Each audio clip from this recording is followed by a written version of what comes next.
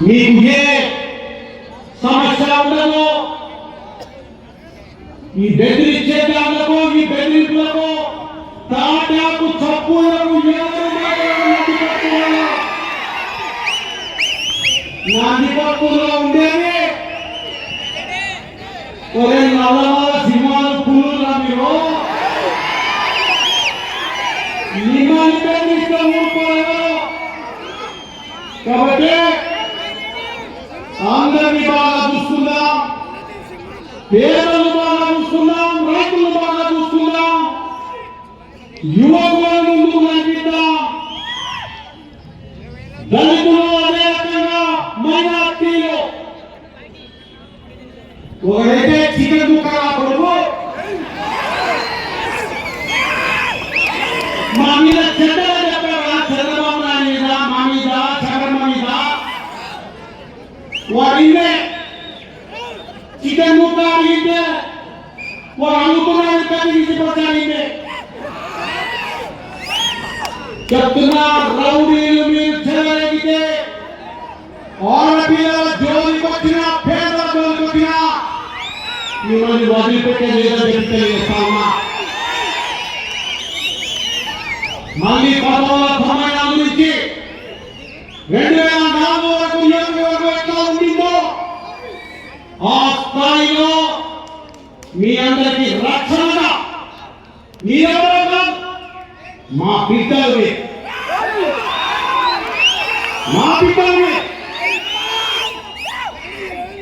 మీరు ఏది కష్టం వచ్చినా శబరం అవుతుంది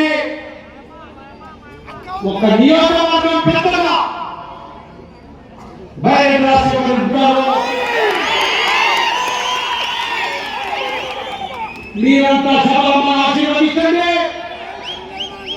తప్పనిసరిగా చంద్రబాబు నాయుడు గారు మోడీ గారు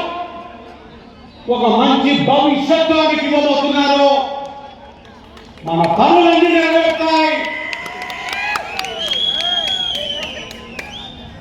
చాలా ఈ నెల రోజుల్లోనే చూశాం దౌర్జన్యాలు చూశాం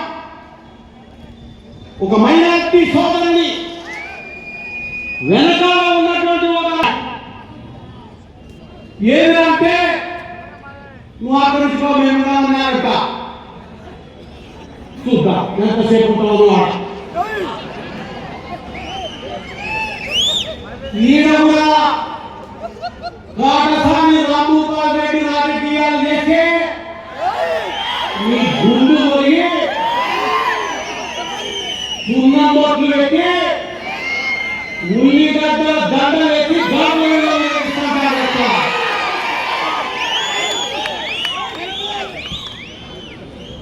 వేలాది మంది వచ్చారు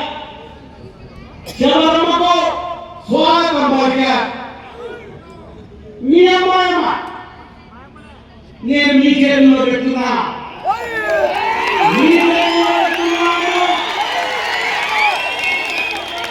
భవిష్యత్తు మీ చేతుల్లో ఉంది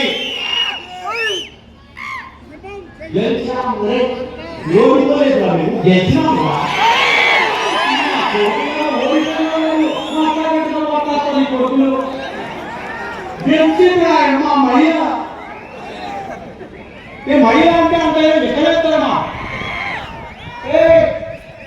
మీ దగ్గర ఫోటో పెట్టేదాయమ్మా నీకు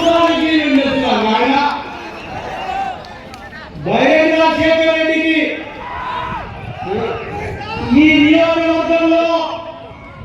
ఎక్కడ ఏ సమస్య ఉంది ప్రజలకు ఏం చేయాలి ఏది చేస్తే ప్రజలు సుఖశాంతులతో ఉంటారనేది నాకు తెచ్చినట్టుగా ఎవరికి తెలియదు మీ ఆశీర్వాదాలతో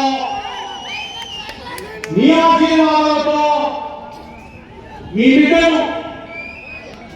ముందుకు తీసుకెళ్ళండి ఆశీర్వదించండి తప్పనిసరిగా మీ అందరికీ కూడా మంచి జరుగుతుంది తెలుగుదేశం పార్టీ కార్యకర్తలకు ప్రజలకు బైరెడ్డి అభిమానులకు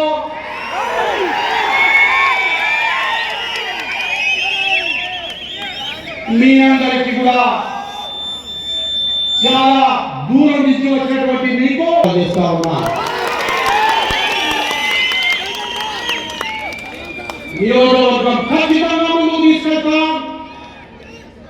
అదే మేము చేస్తున్నటువంటి ప్రయత్నం. శబరిమల ఎక్కడే నేను కూడా